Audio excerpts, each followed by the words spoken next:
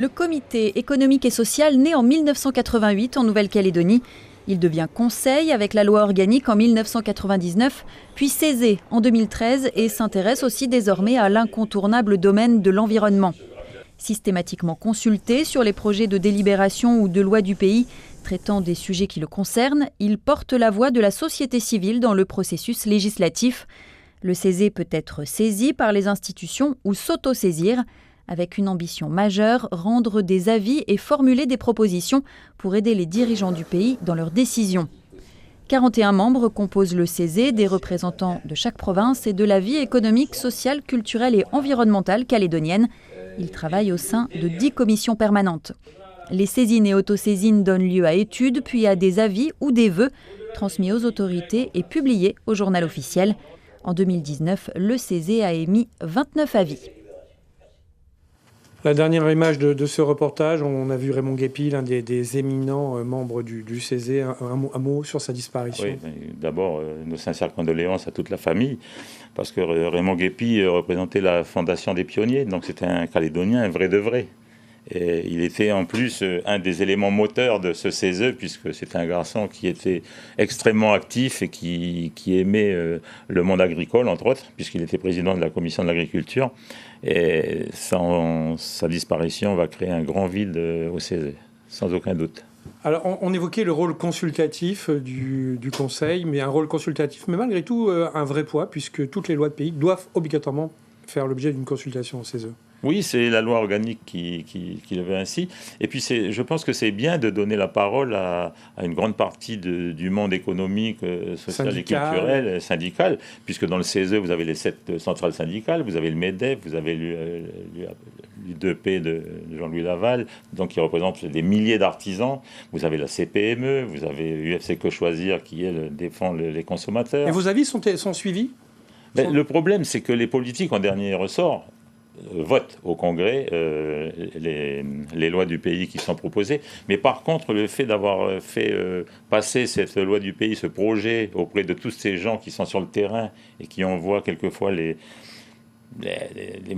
dysfonctionnements, on va dire, qui pourraient apparaître, ça oblige tout le monde à faire très attention, de manière à sortir des lois du pays qui vont plaire à la grande majorité de la population qui bosse. Quoi. Alors, des dossiers sensibles, on parlait d'économie tout à l'heure, on y revient. 2 dossiers sensibles, très sensibles en ce moment. L'un lié directement à la crise du Covid et l'autre davantage lié à une crise conjoncturelle. C'est bien sûr, vous en avez parlé, le nickel, et c'est aussi Air Calin qui est en danger aujourd'hui. Oui, Air Calin, il faut absolument sauver cette compagnie territoriale qui, grâce à ses rotations, ne nous a pas isolés du reste du monde. Donc Air Calin, à ce jour, le président du gouvernement le rappelait dernièrement, 2,5 milliards à rembourser. Et évidemment que c'est impossible. Par contre, ils vont prendre cas par cas les gens qui ont eu des problèmes. Ce sont des billets à rembourser. Absolument, des billets à rembourser, oui. Mais bon, il est évident qu'il y a plusieurs centaines de personnes qui devront être remboursées parce qu'ils sont dans des situations critiques.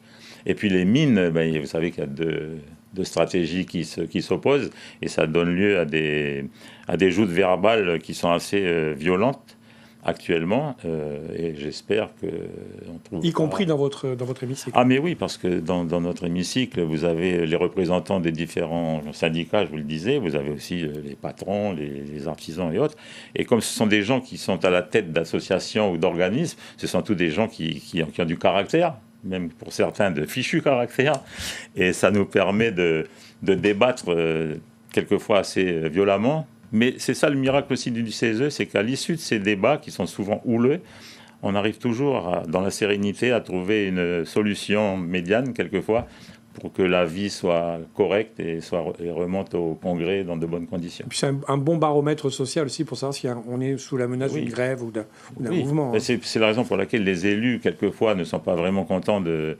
l'avis qui a été émis par le CESE. Ils ne le suivent pas parce qu'ils peuvent le faire, puisqu'ils en ont la majorité.